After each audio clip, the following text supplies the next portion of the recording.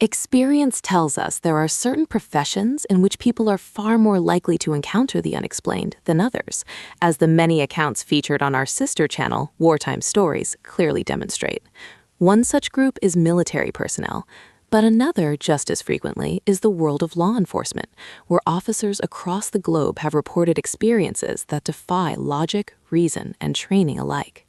In this episode, we'll be exploring some of those accounts, cases where those sworn to uphold the law find themselves pleasing the paranormal. Law enforcement has always occupied a strange position in society, one that sits somewhere between order and chaos, the living and the dead. Hours of the night, police officers are, by the nature of their duty, often required to step into situations and spaces that most people would instinctively avoid. Abandoned buildings, remote country roads, empty industrial estates, and silent residential streets. These are their workplaces, and whilst most of the population sleeps, officers patrol through darkness, quiet and isolation, chasing calls into the forgotten corners of the world.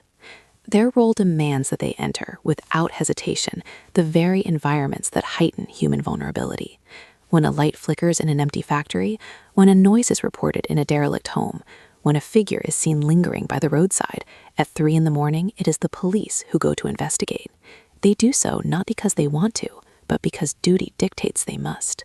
And in those quiet, unguarded hours, the normal rules of reality can seem to fray.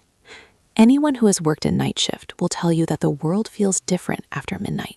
Familiar places take on an eerie stillness. Streets that are bustling by day become hollow and unreal. Sound carries differently. Shapes at the edge of vision seem to move. For police officers, that atmosphere is not an occasional experience. It is routine. They live their professional lives in the threshold between safety and danger, light and dark, the seen and the unseen. The psychological strain of that environment is difficult to quantify. Officers are trained to rationalize what they see, to measure, to record, to verify. But there are occasions when even the most disciplined mind cannot find a rational explanation for what it has witnessed. Over the years, police forces around the world have quietly accumulated stories of encounters that defy reason. Apparitions glimpsed in rearview mirrors, footsteps echoing through deserted corridors, disembodied voices over the radio. Many such reports never make it into official documentation. They circulate instead by word of mouth, shared between officers in quiet moments, not as jokes, but as uneasy confessions. Perhaps what makes these stories so compelling is the credibility of the witnesses themselves. Police officers are by training and temperament practical people. Their job depends on assessing evidence and dismissing falsehood. They are not easily fooled nor prone to hysteria. When they admit to seeing something they cannot explain, it carries a weight that few other professions can match. Skeptics will argue that long shifts, sleep deprivation, and stress can distort perception, and there is truth in that. The night does strange things to the mind, but to those who have had their own unexplainable experiences on duty, such reasoning provides little comfort. They know what they saw. Law enforcement officers are, in many ways, the gatekeepers of the unknown. They are the ones who enter the scene first, often alone before the journalists, the paramedics, or the daylight. And it is in those quiet early hours, in the margins of routine patrols and emergency calls, that strange things are most often said to occur. The stories that follow were either sent into bedtime stories by former and serving members of the police force or have been sourced from other reports. Each account reflects a moment when the rational world briefly gave way to something else, something that even the most seasoned officers could neither predict nor explain. In the early hours of a February morning in 2003, Chicago emergency dispatcher Trudy Wakelin received a call that would remain with her for the rest of her career. It was shortly after 1 a.m., a time when emergency lines were still active with routine calls, noise complaints, disturbances, and minor domestic incidents, when a new call came through the system. The caller was identified as a 14-year-old girl named Emily, who lived in a quiet suburban neighborhood on the western edge of the city. She reported that she was home alone and could hear someone moving around inside her house. Wakely followed protocol, immediately dispatching a patrol car to the address, whilst keeping the line open to reassure the caller. The girl stated that she had taken refuge inside a bedroom closet and was using her mobile phone to make the call. At first, the noises she described seemed distant, faint creaks, doors opening and closing, the sound of movement on the lower floor. But over the next few minutes, the intruder appeared to move upstairs. The dispatcher could hear the faint thuds and scraping sounds in the background, growing steadily louder. The girl reported that drawers were being opened and slammed shut, and that the noises were now coming from directly outside her room. She told the dispatcher she could hear someone moving about, as though searching for something, knocking items from tables and shelves. The dispatcher reassured her that police units were en route and instructed her to remain silent and stay hidden. Seconds later, there was a sudden increase in background noise. The sounds were sharp and chaotic, series of heavy bangs followed by a long pause. The girl whispered that the intruder was now inside her bedroom. Moments later came the sound of a brief scuffle, and what investigators later described as a high-pitched distortion of unknown origin on the recording. Then came the final words the dispatcher would hear from Emily. "His feet aren't touching the floor." After that, there was a sharp burst of static, followed by a cacophony of noise that sounded like rushing wind, before the line abruptly went dead. Police arrived less than 2 minutes later, having not witnessed anyone leaving the scene. The house appeared to have been ransacked, with drawers emptied and furniture overturned. A girl's mobile phone was discovered on the floor inside the closet, still connected to the dispatcher's line. There was no blood, no fingerprints, and no evidence of a forced entry. The family's valuables remained untouched, and nothing appeared to have been stolen. Emily, however, was never found. The next account comes from Poland and was reported by a serving member of the ambulance service. On the night of December the 31st, 2020, 2 officers were dispatched to a small village, located several kilometers outside the city of Bydgoszcz, following a report from a concerned neighbor. The caller claimed to have heard what they described as animalistic, growling, and inhuman screams coming from an abandoned farmhouse on the edge of the settlement. When the officers arrived, they were surprised to find another emergency unit, already at the scene, a paramedic crew who had been requested by 2 men waiting outside the property. Both men appeared shaken and informed police that a woman, who had accompanied them in cement, had suddenly begun behaving in an erratic and violent manner. The 3 of them, it later transpired, had entered the abandoned residence earlier that evening to conduct a séance using a Ouija board. What had begun as a bit of New Year's Eve fun have quickly descended into something far more disturbing. The property itself already carried a dark reputation amongst locals. Decades earlier, it had belonged to a family suspected of cannibalism and ritualistic murder during the post-war period. The house had been empty ever since, and villagers tended to avoid it. According to the witnesses, their friend Kamilka had appeared perfectly normal at first, laughing and joking, as the board was set up on the floor of the living room. But as the session continued, her behavior changed. She stopped responding to them and began growling softly under her breath. Within minutes, she was screaming, thrashing, and hissing at the others. When police and paramedics attempted to approach her, she reacted violently, throwing items across the room and producing deep, guttural noises that several witnesses later compared to those of a wild animal. Jezu jak to ona tak warci. Napierdziela jak król, a to tu tiewia, a to jest bardzo cudny kurwa, tak? No to tajny pierdolę, że wystaje tylko 5000 złotych, kurwa 10. Idź pan Bóg. Uważaj, chcesz. A ty uwidzisz I w uglu. The short clip recorded by one of the paramedics shows officers standing in the doorway whilst the woman moves erratically inside the room. She continues to emit inhuman sounds while striking nearby furniture. Eventually, the officers managed to restrain her with assistance from medical staff. She was transported to a nearby hospital, where she remained under observation for several hours. Toxicology tests later confirmed that there were no traces of drugs or alcohol in her system. Following a psychiatric evaluation, Kamilka was declared mentally stable and released. Her friends insisted that it was not in her nature to act this way, or even play pranks with this, and they were baffled by her actions. She reportedly had no memory of the incident or of her behavior inside the house. The following morning, police sealed off the property once again. The official report lists the event as a psychotic episode of unknown origin. Unofficially, the attending officers maintained that what they saw and what they heard was not human at all. In the late hours of a warm summer evening in 2019, Sean McCory, a serving police officer in the suburbs of Oakland, California, responded to one of the most unsettling calls of his career. Although not paranormal as such, it is a stark reminder of how normality can quickly unravel. At 9:47 p.m., a 911 dispatcher received a call from a trembling voice, a young boy only 6 years old, claiming there was a zombie outside his house. He wasn't alone. His twin sister could be heard quietly crying somewhere nearby. Their mother, a single parent, had gone to the grocery store less than 10 minutes earlier, leaving the children home together. The boys said the creature had first appeared at the kitchen window and was now walking around in the street. The dispatcher tried to calm the frightened child, whilst relaying the information to patrol units in the area. Calls from children describing monsters or intruders were common, but the urgency in his tone was impossible to ignore. Procedure dictated that any threat to child safety had to be treated seriously, so McCrory and his partner were dispatched to the scene.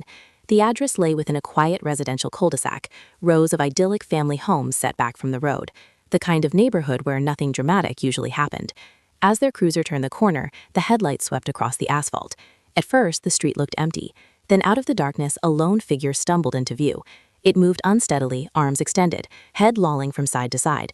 Its gait was uneven, almost puppet-like, and its hands seemed to be groping at the air. McCrory slowed the car, uncertain whether he was looking at an injured man or someone under the influence. But as the lights fell fully upon him, the truth became disturbingly apparent. The man's face was streaked with blood. His eyelids were missing, leaving 2 gaping sockets that oozed and glistened in the glow of the headlights. His bare chest was smeared with dirt, and his mouth twitched as he muttered incoherently. He appeared completely blind, shuffling forwards with his palms outstretched, occasionally brushing against parked cars for guidance. The officers stepped up cautiously. When McCrory called out, the man turned towards the sound with a guttural, animalistic scream, wildly flailing his arms around. His fingertips were shredded, nails torn down to the flesh. He resisted violently before collapsing to his knees, mumbling disjointed phrases about strange voices, bright lights, and insects scratching at the inside of his head. The patrol subdued him using non-lethal force until paramedics arrived. Even whilst restrained, the man thrashed against the pavement, bleeding heavily from his eyes. It was later confirmed that he had been high on methamphetamine and had used a spoon to gouge out his own eyes during a psychotic episode. When McCrory returned to the house, he found the boy and his sister being comforted by a neighbor. The mother had arrived minutes earlier, horrified to discover emergency vehicles lining her street. Both children were shaken but unharmed. The man, whose identity was withheld, survived and was committed to psychiatric care. The official report classified the event as drug-induced self-mutilation, but for the officers and dispatchers who witnessed it, the memory remained unnervingly literal. The boy had told them a zombie was outside, and in its own grotesque way, he had been telling the truth. Route 210 in Pender County, North Carolina, cuts through a quiet stretch of farmland, pine forest and marshland on its way towards the coast. It's a lonely road at the best of times, particularly after dark when the trees seem to lean inward and the night air grows thick with humidity. But for locals, it is known for more than its remoteness. The highway passes a small historical site known as Patriot's Watch, a preserved section of Revolutionary War battlefield, where hundreds of soldiers on both sides of the conflict lost their lives in the late 1700s. The site attracts a modest number of tourists by day, but by night it has become the subject of enduring folklore. Drivers traveling along Route 210 after sunset frequently report seeing ghostly figures standing near the roadside, some dressed in tattered colonial uniforms, others barely visible, except for the faint glint of metal buttons or a musket barrel catching the light of passing headlights. A few have even claimed that one of these apparitions bears obvious signs of mortal injury, its bloodied uniform torn open to reveal a horrific wound to the chest or neck. The local sheriff's department has long dismissed such stories as imagination and coincidence, the tricks of headlights on mist or the reflections of nearby signage. But one particular incident, which took place in the early hours of July 31st, 2022, has continued to puzzle investigators and terrify those who have heard the recording. At 2 a.m., an anonymous male driver was traveling alone along Route 210, heading eastbound towards the town of Rocky Point. He had just crossed the narrow bridge over the Black River, a meandering stretch of water that cuts through the swampland, south of Patriot's Watch. As he approached a long bend in the road, his headlights illuminated a figure standing on the shoulder ahead. At first, he assumed it was a pedestrian, perhaps Someone injured or a stranded motorist in need of help. But as he drew closer, the details came into sharper focus. The person appeared to be male and was covered from head to toe in what looked like blood. His clothes were in tatters, clinging to him as though soaked through, and his posture was unnervingly still, head slightly bowed, arms limp at his sides. Alarmed, the driver passed by, peering through the passenger side window. As he did so, the figure never moved. Instead, it seemed to watch him, its eyes unfocused, its mouth slightly open as if mid-breath. Convinced that he'd just come across the aftermath of some terrible accident, the driver continued on his way and dialed 911 to report what he'd seen. The dispatcher who answered the call later described the man's tone as concerned but coherent. The caller explained that he had just crossed the Black River and had seen someone injured on the roadside, possibly a crash victim. He estimated the person was about a mile west of Patriot's Watch and might be in need of immediate medical assistance. Can you... 911, what's the address of your emergency? I'm driving on 210. I just crossed the Black River and I thought I saw a guy standing on the side of the road bleeding. Okay, where are you at, sir? I'm on 210. I just crossed the Black River. I'm heading towards 53E. I just passed Patriot's Watch. Okay, so you're over near Morse Creek. Yes. Okay, and did you saw a man standing on the side of the road? What was that, sir? That's not human.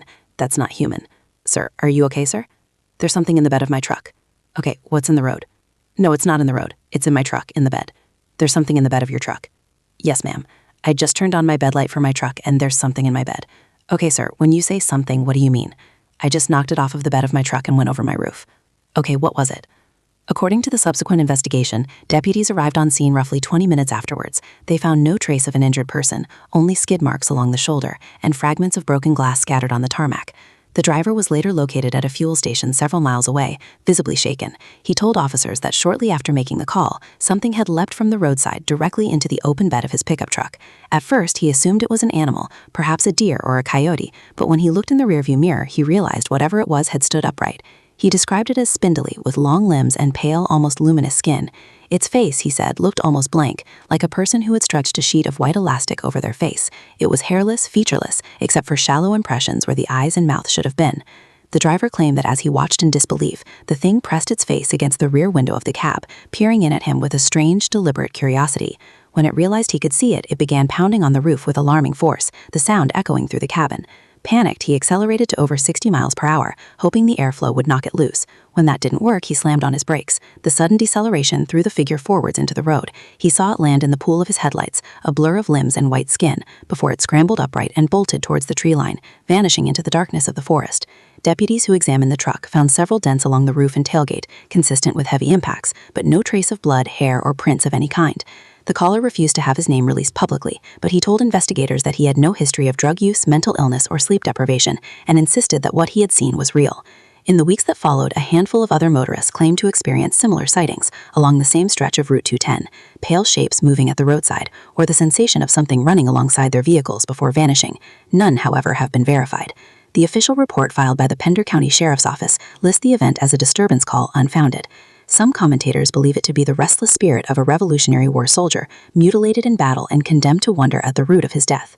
Others are convinced it is something far older, an apparition born of the swampland itself, feeding off the fear of those who pass through after dark. Whatever the truth, one thing is certain.